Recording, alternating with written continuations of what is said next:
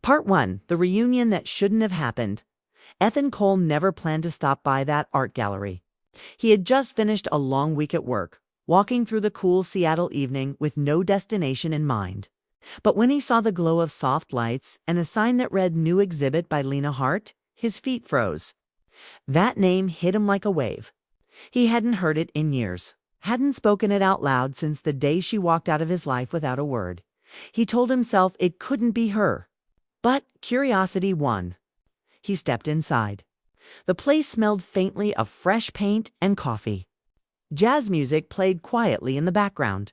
The crowd was calm, admiring the paintings that filled the room. Dreamy oceans, boggy mountains, and faces hidden behind color. Ethan's heart beat faster with every step. Not because of the art, but because of what he feared he might see. And then, there she was. Lena Hart stood near the center of the room, wearing a crimson dress that caught the light every time she moved. She looked elegant, older maybe, but beautiful in a way that time couldn't touch. Ethan stopped moving. For a second, it felt like the years had folded in on themselves. And they were back in that tiny apartment, laughing over pizza boxes and messy paintbrushes. He tried to look away, but she turned, her eyes catching his hand for one dizzying second. "The world went quiet, Ethan," she said, her voice soft and unsure. He blinked, trying to hide how much her voice still affected him. "Hey, Lena," he said with a small smile. "Didn't expect to see you here." Her lips curved into a smile, though it trembled a little. "I could say the same. I didn't think you liked galleries anymore." He chuckled. "Only when they remind me of someone." They both laughed lightly, though the air between them was thick with memories neither dared to touch. Years of distance couldn't erase how natural it felt to stand beside her. But before Ethan could say more, another voice broke through the moment. "Lena, love, they're waiting for you by the front." Ethan turned. A man in a gray suit stood a few steps away, tall, polished, confident. He looked like the kind of man who never forgot birthdays or misplaced keys. The kind of man who fit neatly into a world Ethan never belonged to. Lena turned toward him and nodded. "I'll be right there." As she walked past Ethan, her hand brushed lightly against the man's arm. It was a small touch, but it said everything. The way she smiled at the man, the quiet familiarity in her eyes, it was unmistakable.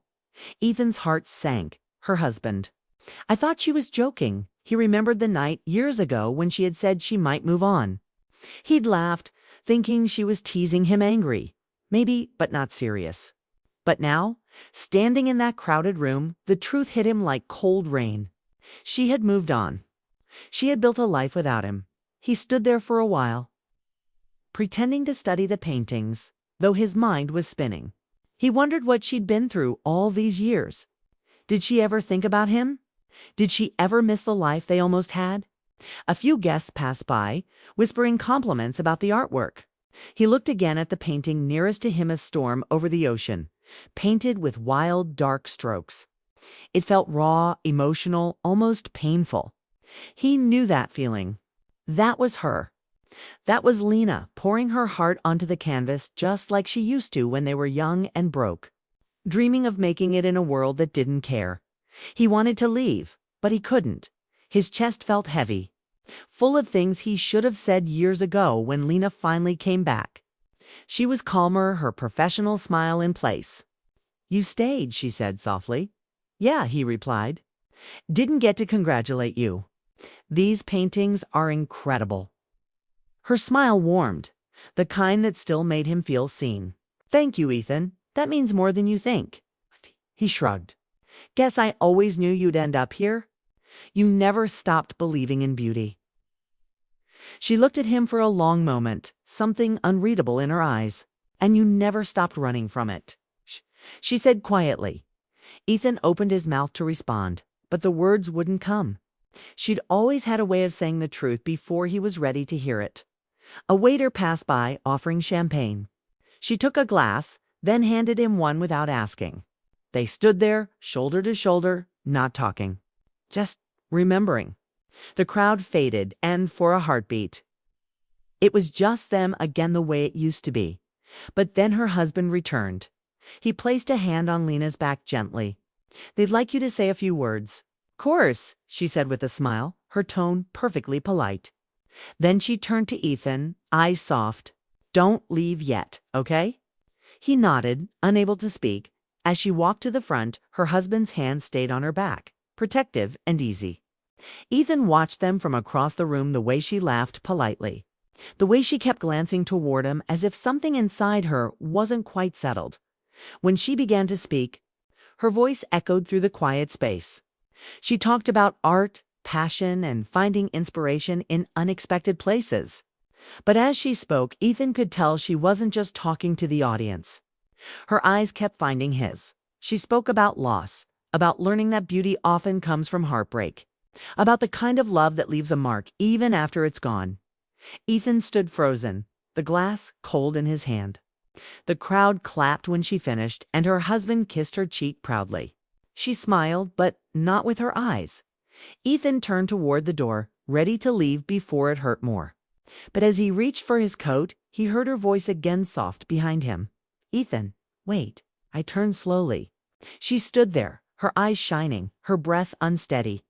"I didn't think you'd come tonight," she said quietly. He tried to smile. Neither did I. For a second, it felt like the years between them disappeared. The noise, the people, the distance all gone. Just two people standing in the same storm again. Lena looked down, twisting her ring nervously. "There's so much I never said." Ethan shook his head gently. "Then maybe start with hello." She laughed softly, her eyes wet. "Hello, Ethan." And just like that, the past opened its door. But behind that door was everything they'd lost. Everything they might never get back. Outside, the rain started falling, tapping softly against the windows. Inside, two people stood inches apart, both realizing that some stories don't end. They just get buried under time, waiting for one night, one look, one word to bring them back. And for Ethan, that night was enough to know his heart had never really moved on. Part 2, Memories Painted in Silence. The next morning, Ethan woke up thinking it had all been a dream, the art gallery, Lena's voice, the look in her eyes. But when he found the gallery's brochure still folded in his jacket pocket, he knew it was real. He tried to push it out of his mind. But her face stayed with him like a quiet melody that wouldn't fade. He spent the day pretending to focus at work, answering emails and half listening in meetings, but every time he blinked, he saw her standing under those gallery lights, that crimson dress, that small, nervous smile, and that gold ring on her finger that told him he was years too late. That evening, he found himself back near the gallery again. He told himself it was coincidence, that he was just passing through. But deep down, he knew the truth. Some part of him was still hoping she'd be there. And she was. Lena stood outside, locking up for the night. When she turned and saw him, she didn't look surprised. Maybe she had been expecting him too.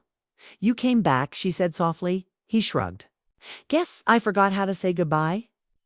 Her lips curved into a small smile. "I was just about to grab coffee across the street. Walk with me?" They crossed together, the city lights glowing around them, the air cool and heavy with drizzle. Inside the cafe, it felt strangely quiet, almost like the rest of the world didn't exist. They sat down, and for a moment neither spoke. Ethan finally broke the silence. "Your husband seems like a good guy."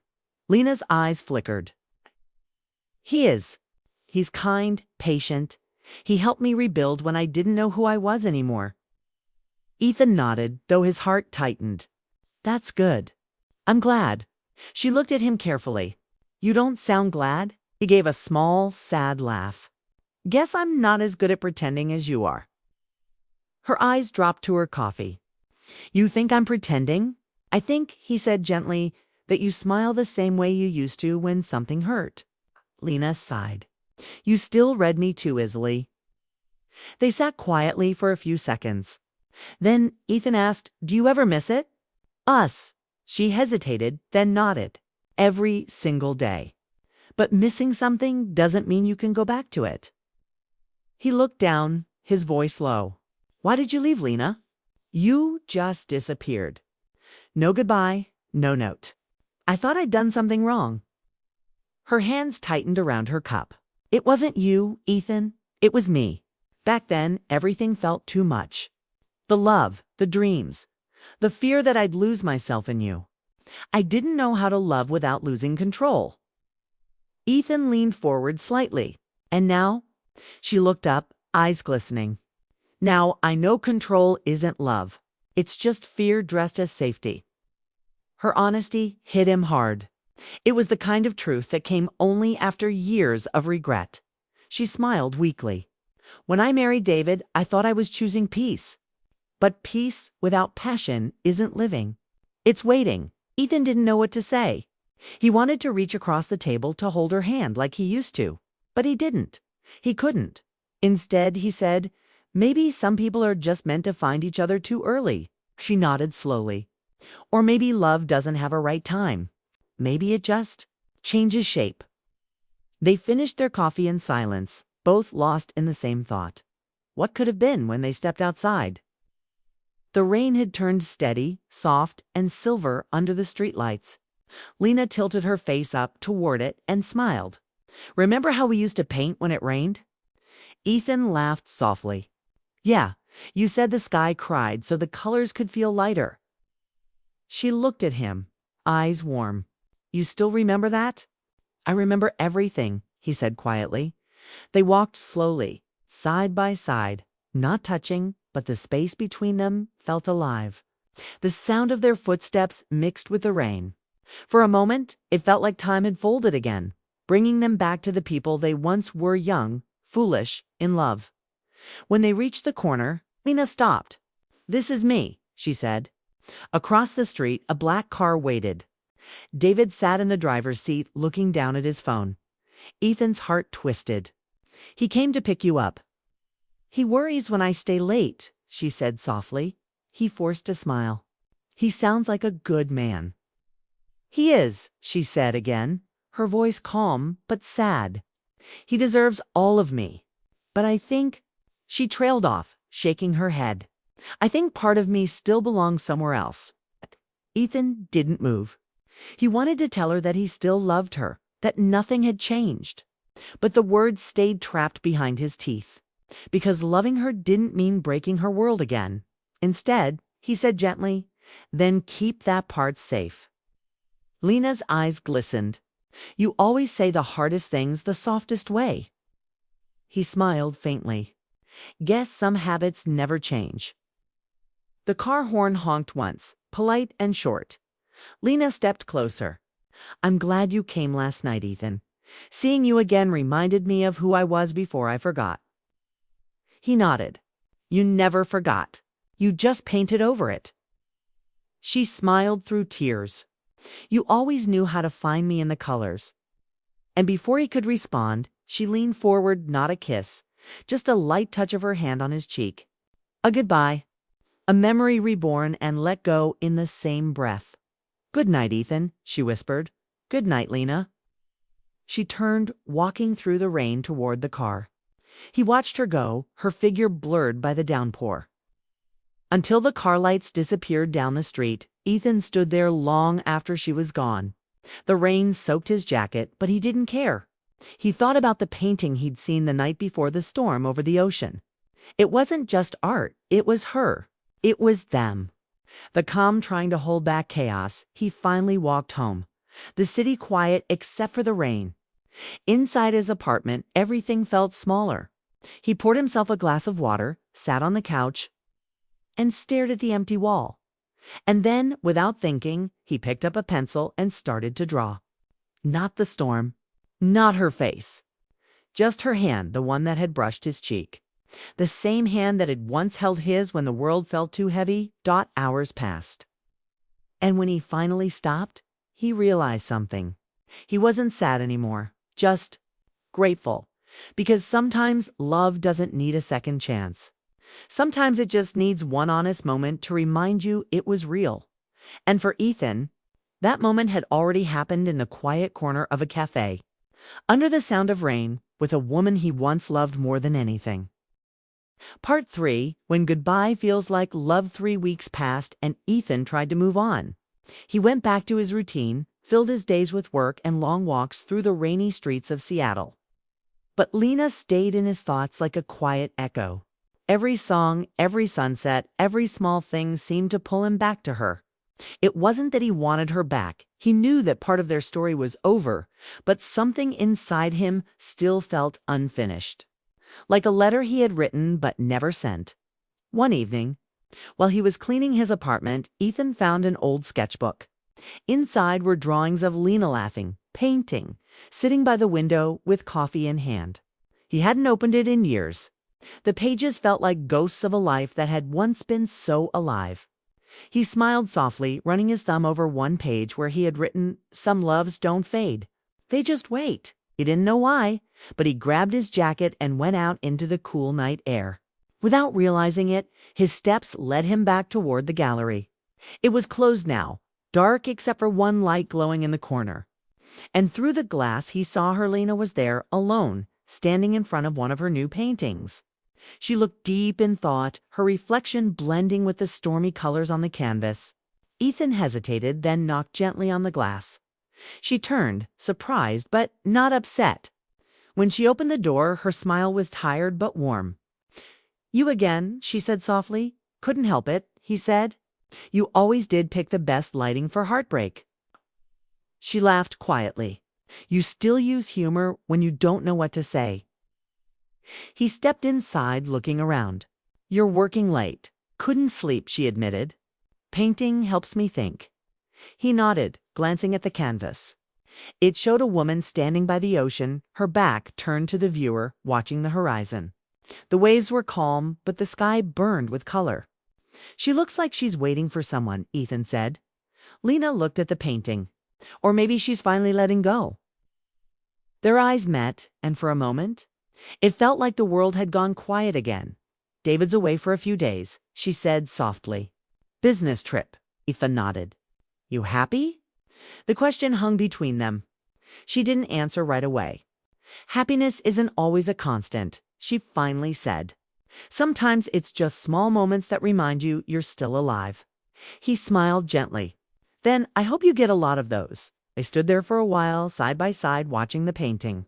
The silence between them wasn't awkward. It was full of all the things they no longer needed to say. After a while, Lena turned to him. "Ethan, can I tell you something?" "Always." "When I saw you at the gallery that night, I realized something I hadn't faced in years. You were the person who saw me before I knew how to see myself. You made me believe I could be more. I thought leaving would make me stronger. But all it did was make me forget what real love felt like." Ethan's chest tightened. He wanted to say he still loved her, that nothing had changed, but he also knew life wasn't that simple anymore. "Lena, love doesn't disappear just because life moves on," he said softly. "It just changes shape. Sometimes it becomes memory. Sometimes it becomes peace." She looked at him, eyes full of tears. "And what are we now?" He smiled sadly. "We're what happens when love grows up." For a moment, neither moved. Then she stepped closer, close enough that he could smell the faint lavender scent she always wore. Her hand reached up and rested lightly against his chest. Right over his heart. "You'll always be a part of me," she whispered. "And you," he said quietly, "will always be the reason I believe in something bigger than myself." A tear slid down her cheek, but she didn't hide it. She took a deep breath, as if she'd been holding it for years. "I used to think goodbyes were endings," she said. "But now I think they're just another way of saying thank you." Ethan smiled, his own eyes glistening.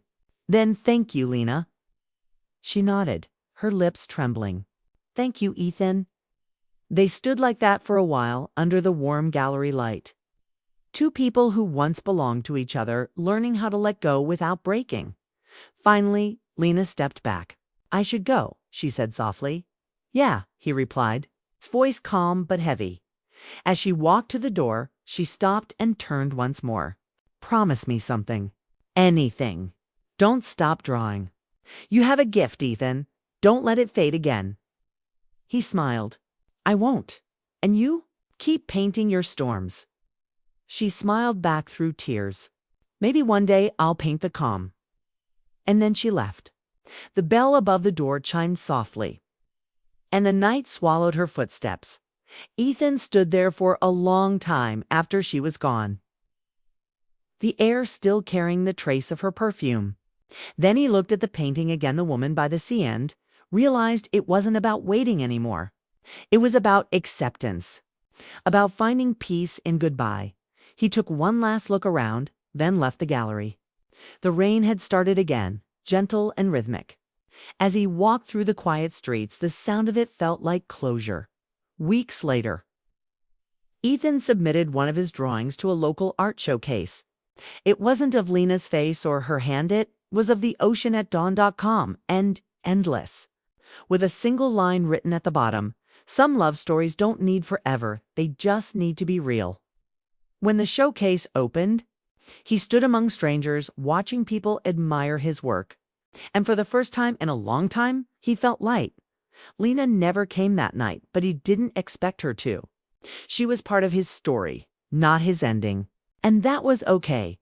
As the crowd thinned, Ethan stepped outside. The city lights shimmered on the wet pavement, and he smiled. He realized that sometimes love isn't about holding on. It's about remembering without pain. He whispered into the cool air, "Goodbye, Lena." But it didn't sound sad anymore. It sounded like gratitude. And as he walked away, he felt something gentle settle inside him, not loss, not regret, but peace. Because real love, he finally understood, doesn't vanish when people part. It lingers quietly, shaping who you become. It teaches you how to let go with grace and how to cherish what was without wishing for what can't be. And that night, under the soft glow of Seattle streetlights, Ethan Cole finally learned that goodbye, when it comes from love, isn't the end. It's the start of becoming whole again.